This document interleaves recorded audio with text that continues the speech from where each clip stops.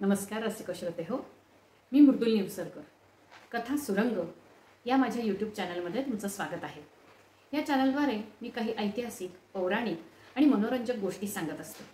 गोष्टी ऐकायला तर सगळ्यांनाच आवडतात, त्यामुळे तुम्ही माझं चॅनल नक्की सबस्क्राईब करा. गोष्ट ऐकली की लाईक करायला विसरू नका. आणि हो, बेल आयकॉनवर क्लिक केलं की मी दर आठवड्याला नवीन गोष्ट अपलोड केलेली त्याचं तुम्हाला नोटिफिकेशन मिळेल. आपल्याला माहितीच आहे की नुकतीच शिवाजी महाराजांच्या राज्याभिषेकाला 350 वर्ष पूर्ण झाली आणि म्हणूनच मागच्या आठवड्यात मी शिवाजी महाराज आणि भीमा लोहार ही गोष्ट अपलोड केली होती. याच कारणास्तव मी ह्याही वेळेला तुम्हाला शिवाजी महाराजांच्या दरबारातले सेनापती प्रतापराव गुजर यांची गोष्ट सांगणार आहे. प्रतापराव गुजरांचं मूळ नाव कुडतोजी गुजर, पण त्यांचा पराक्रम इतका होता की शिवाजी महाराजांनी त्यांचं नाव प्रतापराव गुजर ठेवलं. प्रतापराव गुजर हे शिवाजी महाराजांच्या सैन्यामध्ये सरनौबत या पदावर होते. पण 1672 साली जी साल्हेरची लढाई झाली ती लढाई खूप मोठी होती आणि ती शिवाजी महाराजांनी जिंकली ती फक्त प्रतापराव गुजरांमुळे, त्यांच्या पराक्रमामुळे. त्यामुळे शिवाजी महाराजांनी प्रतापराव गुजरांना आपल्या सैन्याचं सेनापती हे पद दिलं. या गोष्टीला साधारण वर्ष होतंय, म्हणजेच 1673 साली एप्रिल महिना, कडक उन्हाळा पडला होता आणि जत तालुक्यातल्या उमराणी ह्या गावात जी नदी वाहत होती त्या नदीच्या काठावरती आदिलशाहीचा सरदार बहलोल खान हा येऊन ठाकला आणि त्यांनी तिथे तळ ठोकला. नदी वाहतीये कसली? अहो, 15 एप्रिल 1673, एप्रिल महिना निम्मा गेलेला आणि त्यात जत तालुका. नदी कोरडी पडली होती. फक्त नदीच्या पात्रातल्या काही डोहांमध्ये पाणी होतं, पण ते सगळं ताब्यात घेतलं होतं ते बहलोल खानाच्या सैन्याने. त्यामुळे उमराणी गावातल्या लोकांचे पाण्या वाचून खूपच हाल होत होते आणि त्यात भरीसभर म्हणजे ह्या बहलोल खानाच्या सैन्याने सगळ्या आजूबाजूच्या गावांमध्ये सुद्धा धुमाकूळ घातला होता आणि त्या लोकांचे खूप हाल होत होते, त्यांचे ते छळ करत होते.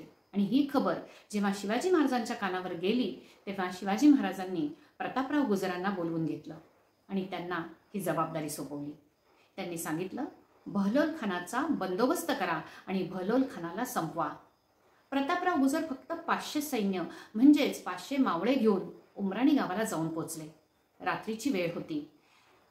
बहलोल खान आणि त्याचं सैन्य हे बेसावध असतानाच प्रतापराव गुजरांच्या सैन्याने त्या नदीच्या डोहाचा ताबा घेतला आणि बरोबरीलाच बहलोल खानाच्या सैन्याला वेढा दिला. सकाळ झाली आणि सैन्यातल्या हत्ती घोड्यांना पाणी पाजण्यासाठी काही सैनिक बहलोल खानाचे नदीच्या डोहाकडे यायला लागले आणि त्यांच्या लक्षात आलं की डोहाचा ताबा हा मराठ्यांनी घेतलेला आहे. ते परत फिरले आणि बहलोल खानाच्या कानावर ही गोष्ट घातली. 3च दिवस होत आहेत तोवर पाण्या वाचून ह्या सैन्याचे खूपच हाल व्हायला लागले आणि हत्ती आणि घोडे हे पिसाळल्यासारखे करायला लागले. शेवटी बहलोल खान हा प्रतापराव गुजरांना शरण आला, अगदी दयावया करू लागला आणि पुन्हा आम्ही शिवाजी महाराजांच्या ह्या मुलखामध्ये पाऊलही टाकणार नाही, आम्हाला क्षमा करा आणि आम्हाला सोडा, असं त्यांनी अर्जव करायला सुरुवात केल्यामुळे प्रतापराव गुजरांनी काही खंडणी वसूल करून बहलोल खानाला सोडून दिलं. खंडणी घेऊन जेव्हा ते गडावर आले आणि शिवाजी महाराजांना त्यांनी खंडणी सोपवून बहलोल खानाने क्षमा मागितल्यामुळे, दया याचना केल्यामुळे त्याला सोडून दिलाय हे सांगितल्यावर शिवाजी महाराजांनी जरा नाराजी व्यक्त केली. या गोष्टीला जेमतेम 10 महिने होत होते. फेब्रुवारी 1674 शिवाजी महाराजांचा राज्याभिषेक हा फक्त 3 महिन्यांवर येऊन ठेपला होता. सगळ्यांची प्रचंड धावपळ चालू होती. रायगडावर तर स्वागताची तयारी, येणाऱ्या पाहुण्यांच्या राहण्याची तयारी, त्यांच्या जेवणाखाणाची सोय, ह्या सगळ्यामध्ये सगळेच जण खूप गुंतले होते आणि तीच संधी साधली बहलोल खानाने. आता बहलोल खान कुठे आला होता? कोल्हापूरच्या गडहिंग्लज तालुक्यातल्या नेसरी गावामध्ये. नेसरी गावाच्या खिंडीमध्ये त्यांनी तळ ठोकला होता. सैन्य होतं त्याच्याकडे 4000. सैन्य आलं आणि आजूबाजूच्या गावामध्ये धुमाकूळ घालायला त्यांनी सुरुवात केली. ही खबर शिवाजी महाराजांच्या कानावर गेली आणि त्यांना अतिशय संताप आला. प्रतापराव गुजरांना त्यांनी बोलवून घेतलं आणि म्हणले, पहा, मी तुम्हाला सांगितलं होतं. काय? बहलोल खानाला संपवा. कोणाच्या आदेशाने तुम्ही त्यांना सोडून दिलं? आज मी राज्याभिषेकाकडे लक्ष देऊ का त्या बहलोल खानाकडे लक्ष देऊ? बहलोल खानाचं मुंडकं उडवा, तरच मला तुमचं तोंड दाखवा. असं सांगितल्यामुळे प्रतापराव गुजर एकदम चमकले. आपल्या हातून काय चूक झाली हे त्यांच्या लक्षात आलं. शिवाजी महाराजांच्या आदेशाविनाच आपण बहलोल खानाला सोडून दिलं, ह्या गोष्टीचा त्यांना पश्चाताप झाला. रागाने त्यांचे डोळे लाल झाले आणि तेव्हाच ते दरबारात तलवारीला हात घालून उठले आणि म्हणाले, मी आत्ता निघतो. कुठलाही मागचा पुढचा विचार केला नाही आणि ते घोड्यावर स्वार झाले. त्यांच्या मागे त्यांच्या मदतीला 6 सरदार आपले शेले सरसावून उठले आणि तेही घोड्यावर स्वार झाले. कोण होते हे 7 जण? हे 7 जण होते विसाजी बल्लाळ, विठ्ठल पिलाजी यात्रे, कृष्णाजी भास्कर, दीपोजी राऊतराव, विठोजी शिंदे, सिद्धी हिलाल आणि स्वतः प्रतापराव गुजर. या 7 वीरांमध्ये 3 जे होते विसाजी बल्लाळ, विठ्ठल पिलाजी यात्रे आणि कृष्णाजी भास्कर हे ब्राह्मण होते. दीपोजी राऊतराव, विठोजी शिंदे आणि प्रतापराव गुजर मराठा होते, तर सिद्धी हिलाल हा मुसलमान होता. हे 7 जण दौडत वेगाने विचारही केला नाही की अरे बहलोल खानाचं सैन्य किती असेल, आपण 7 जण त्याला पुरे पडणार आहोत का? त्यांच्या डोक्यात एकच वेड घुसलं होतं, बहलोल खानाच्या सैन्याला तुडवून काढायचं, बहलोल खानाच्या सैन्याचा चुथडा करायचा. या विचारांनी ते वेडेपिसे झाले होते आणि 7 घोडे हे निघाले घोडदौड करत कोल्हापूर, गडहिंग्लज तालुका आणि गाव नेसरी खिंडीत येऊन पोचले.